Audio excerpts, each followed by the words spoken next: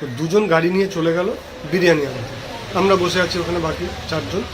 তো কালার হচ্ছে হচ্ছে তো ঘন্টাখানেক পর যখন ছেলেটা খুললো, ওটা একটু হিট দিয়ে, কপাল মানে কেমন হয়, মানে ভগবান যদি সহায় থাকেন তাহলে কি হয়, সেটা হচ্ছে যে সঙ্গে সঙ্গে ওটা হয়ে গেল কালারটা।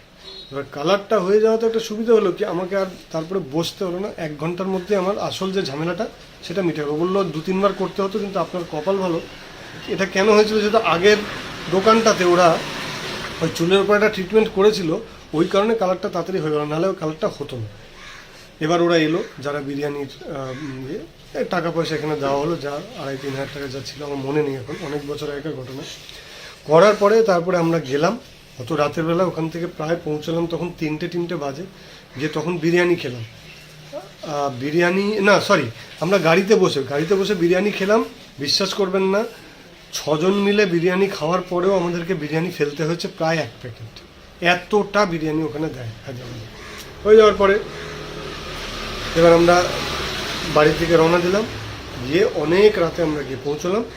তারপরে শুরু হলো আমার জানেমান ছবির শুটিং। এবং জানেমান ছবির আরেকটা জিনিস হলো যে বিক্রম সিংহ জানেমান একই দিনে রিলিজ হয়েছিল। তো হেয়ার কালারটা আপনারা বিক্রম সিংহতে দেখবেন চুলটা উস্কো খুস্কো করে রাখতাম, হেয়ার লেন্থ মানে চুলের লম্বাটা একই ছিল, আর বিক্রম সিংহ দেখবেন মাঝে মাঝে গোল্ডেন কালার দেখতে পারবেন।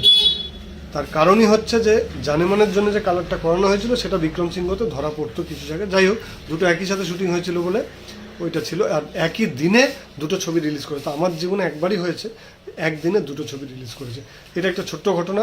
আর অনেক ঘটনা নিয়ে আমি আপনাদের সামনে আবার হাজির হব। ভালো থাকবেন, সুস্থ থাকবেন, নমস্কার।